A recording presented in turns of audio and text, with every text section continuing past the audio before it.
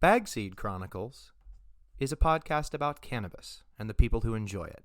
I hope to provide commentary about cannabis cultivation, cannabis enjoyment, cannabis as an herbal remedy, and hopefully continued cannabis liberation. Now join me, Uncle Dig, and let's overgrow the world.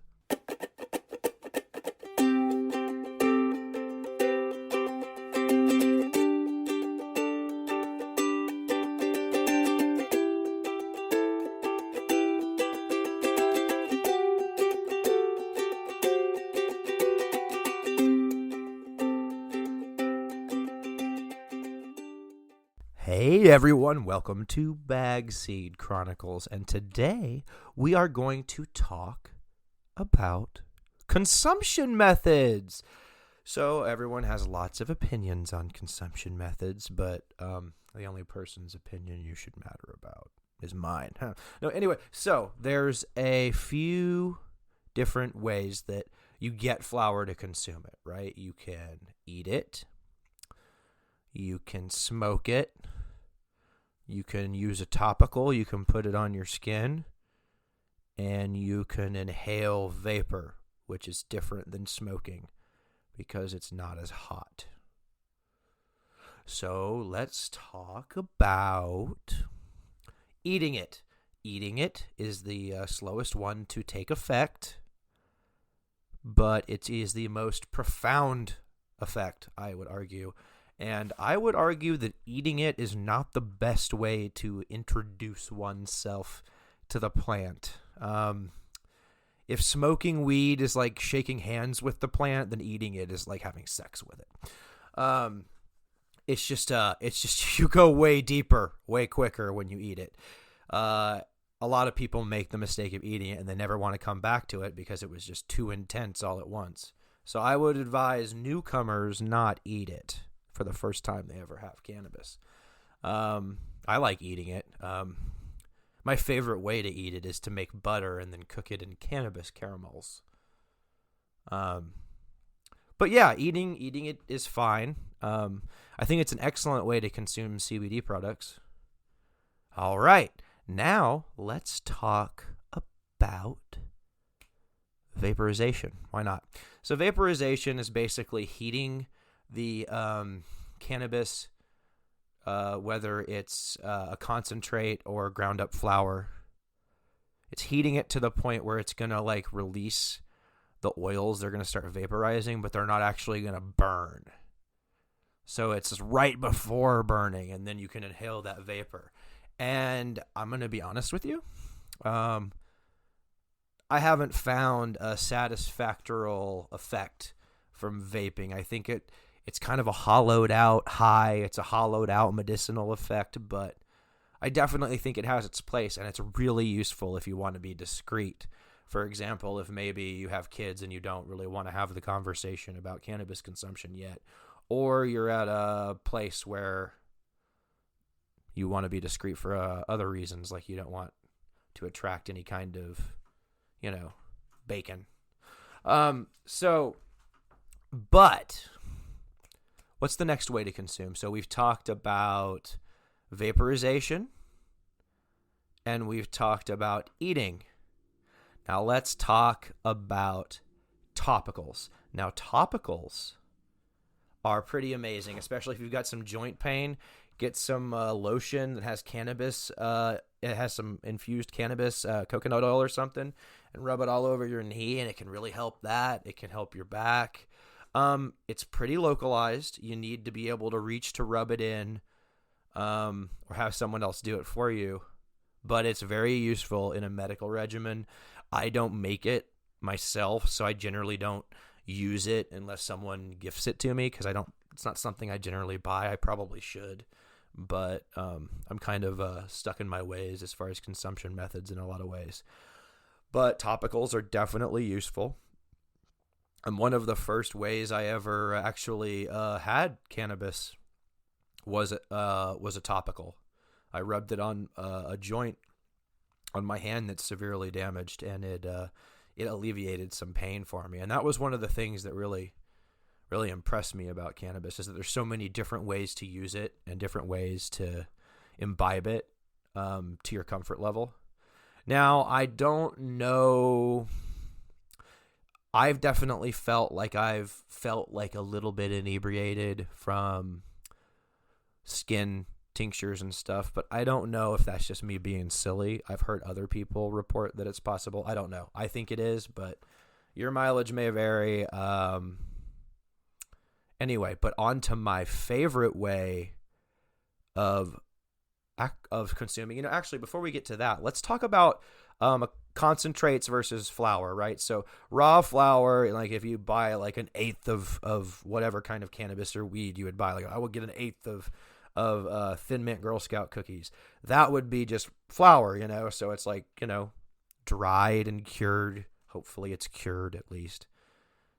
It's not often always cured. It should be cured. Anyway, my beef with the rec market aside, dried medical flour in a bag. It's just a dried cannabis flour that you then would prepare and smoke, or however you would prepare. Now, concentrates are basically hash, which is like when you take the plant and you shake it over a screen and you take what's left, the powder that shakes off the plant, basically the trichomes, which are the part that have the most THC, and then you're pressing them into cake, and that's hashish.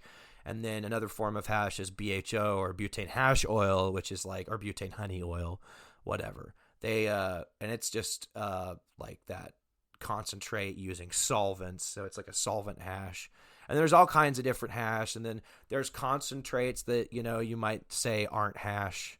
I don't know. I think of most concentrates as different forms of hash. Some guys may have different opinions. I just consider hash anything that's concentrated past raw flour form, whether it's dry sift hash, bubble hash, or BHO, or rosin. I think of all of that as kind of hash. People may have different opinions on that. BHO is basically they extract it by blasting it with butane, and then they collect what's on the other end and then cook the butane out, and what's left is what you're smoking. Rosin is like, press rosin is like when you take the flour and you press it under a high pressure press, and what leaks out the sides of that, basically just raw plant extract, is rosin. If I was more of a dabber, which we'll talk about later, I would prefer to dab rosin. But so anyway, speaking of dabs, let's talk about smoking, right? My favorite form of consumption. I don't know if I've talked about that on that show. It's a controversial form of consumption. I'm going to say, I'm not a doctor, obviously. I used to smoke cigarettes, so it definitely helps me not do that, so I don't smoke tobacco. So I view smoking weed as like at least a harm reduction thing as far as tobacco consumption is concerned. So maybe that's not the best approach for you. Maybe you should vaporize or eat it or whatever. But if you're a former cigarette smoker, I would definitely say put down the cigarette and pick up the joint. Your mileage may vary. See your local laws. Anyway, so consumption methods as far as smoking. So there's like, as far as I'm concerned, like with flour, there's like the trifecta, right? There's the joint, there's the bong, and there's the pipe. And forever will cannabis aficionados war among themselves about which is best. I enjoy all three consumption methods. I will say that I do tend to stick to joints and bongs if I have enough flour, but I'll gladly share a pipe with someone. So let's talk about a joint. So a joint is basically a cannabis cigarette, right? It's chopped up or ground up or cut up or broken down flour rolled up in a piece of paper that you then light on fire in one end and then smoke like a cigarette, because it's basically the same thing as a cigarette, except it's got cannabis in it instead of tobacco. Now, there are many ways to roll in a joint. Roll joints. I'm a joint aficionado. As you know, I've rolled Dutch tulips, which is one straight joint with like a big folded contraption that where you light the end of it for a little bit. It looks like a tulip, but you have to be careful with those. And then, I've rolled cross joints. I've rolled different types of. I've never rolled a braided joint because it seemed like a lot of work and it didn't seem like that much fun. But, I love rolling Dutch tulips when I have big outdoor harvests and stuff. It's really fun. Anyway, moving on for joints. So let's talk about a pipe, right? Sherlock Holmes, classic pipe. It might have a carb, it might not, but a pipe is a pipe is a pipe is a pipe, right? You are taking a device that has a bowl on one end where you put the cannabis flower, you light it on fire, and then you suck it out through a tube the other end, right? A pipe. Pretty simple. I don't know if anyone really needs me to explain how a pipe works. Now, moving on to a bong, right? Now, bongs come in a couple different, main varieties, I would say, right? There's a couple different ways that a bong can be organized, right? First of all, a bong can have, generally, one of two shapes. There's some exceptions to this, but basically it's going to be a straight tube or a beaker bottom. And a beaker bottom is going to have, a bubble or, a beaker shape at the bottom of it where it has more water at the bottom. And it kind of flares out at the bottom so it can hold more water, and then it narrows up in a tube coming up to your mouth. Whereas a straight tube is just a tube where the water is at the bottom of the tube and you're only filtering just through that little bit of water. Now, I prefer a beaker. Some people prefer straight tubes. I think that's personal preference. Either one is valid. Now, there's also a couple different ways to carb a bong, i.e. to clear it once you've filled the chamber with smoke. You have to clear it somehow, right? You have to pull the smoke out of the bong into your mouth, right? So there's a couple different ways to carb a bong. You would hold the side. There's sometimes back east they do this where they have a hole in the side and you're just holding it while you're hitting it, and then when you move your thumb, almost like some carved pipes, all the air will flow through there and you'll suck the smoke up. And then there's the way I like where you pull a sliding bowl out and you clear the bong that way. Bongs are, I always kind of think of bong as the sword of the stoner, if you're into bongs, if you're a bong person. I feel like once you get your first big bong, it's like a soldier's rifle, It's like part of your stoner you, It's pretty cool. I think a bong is a very special thing. So yeah, I enjoy bongs. I primarily smoke weed, and ideally I would prefer to filter it through water through a bong as far as health is concerned. I know it might not necessarily be healthier, but I have noticed that when you smoke through a joint or even through a pipe to a lesser extent, if you smoke a lot of weed, you get kind of a dry cough and stuff, and I think that smoking through the bong helps lessen that. Of course, I'm not a doctor, so. Well, that's it for today's episode of Bagseed Chronicles. I hoped everyone enjoyed hearing me talk about some of my favorite consumption methods, and I look forward to talking to you sometime soon. Grow your own so you can blow your own. Goodbye. Oh my Lord. Did we forget to talk about dabbing?